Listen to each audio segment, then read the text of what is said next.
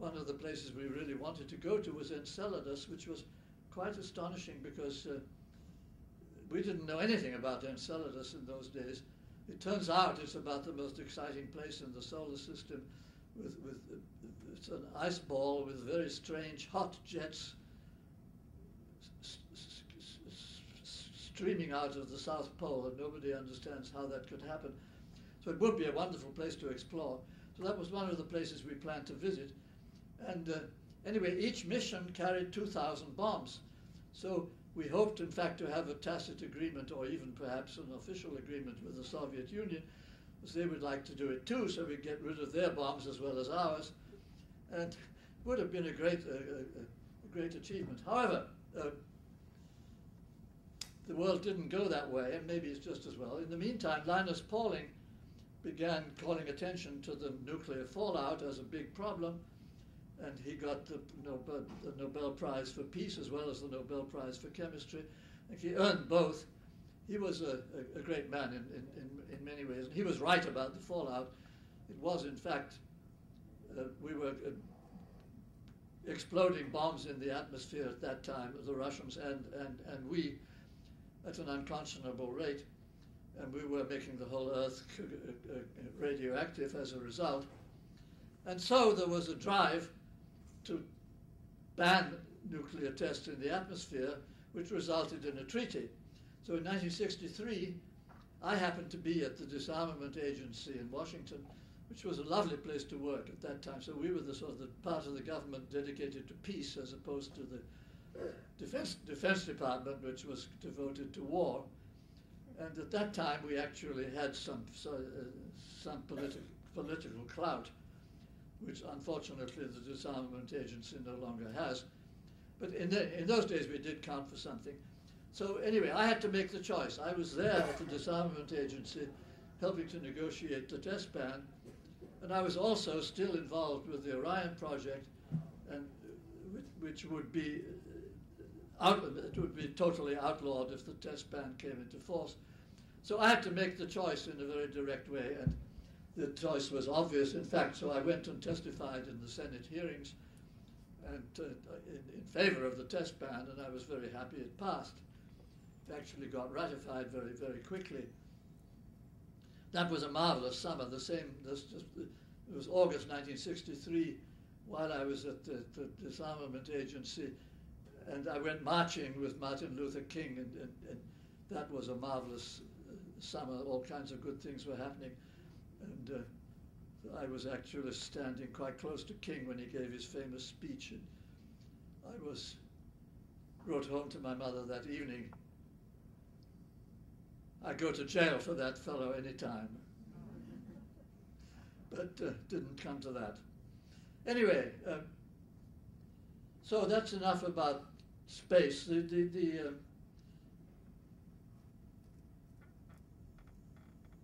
shuttle, of course, tried to be both freight and passengers.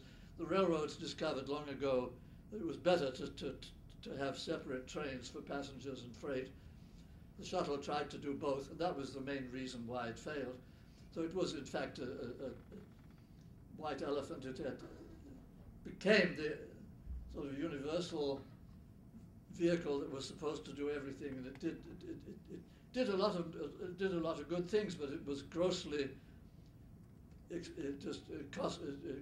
cost ineffective, as far as it just gave too little for the money it cost. Each shuttle mission cost about $500 million, and an unmanned vehicle with the same payload, of course, could cost a lot less. Well, let's get on to the next. Nuclear. So, 1945, we had Hiroshima. And of course, I, like everybody else at that time, thought that Hiroshima ended World War II. That was a universal belief. It was obvious. The bombs fell on Hiroshima and Nagasaki. The war came to an end. Obviously, that's what did it. But we now know that that's not so. And I have a friend in Princeton, Ward Wilson, who is writing a book about this, and he's done very careful research to find out what really happened in Japan during that week after the bombs were dropped. And it's very clear from the evidence of the actual meetings as they happened and the testimony of the various people involved, that it was actually not the bombs that caused the end of the war. And I think it's important to be aware of that, because that was the only case where you might say the bombs actually did some good. But in fact, it ain't so. They did kill a lot of people, but they did not end the war. So let me just tell you one piece of evidence which I think is most striking. The emperor, Hirohito, had a problem. He had to make his troops actually surrender. And that was never been, it was not in their tradition. They had this very, very strong tradition of never giving up, of fighting to the last man. And so he had to make sure that those soldiers would really surrender when he told them to. And so he gave them an order, and you can read the order. It's a written order, and you can actually read what he said. And it says not a word about the bombs.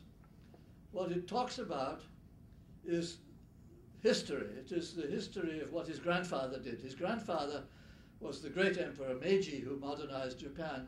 So everybody had the highest respect for Meiji. He was sort of the best emperor they ever had in many ways.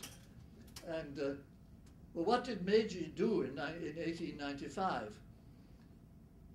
He surrendered to the Europeans in a humiliating fashion.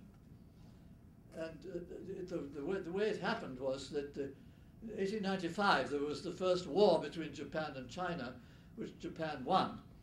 So Japan defeated the Chinese and moved into Manchuria, which had been Chinese.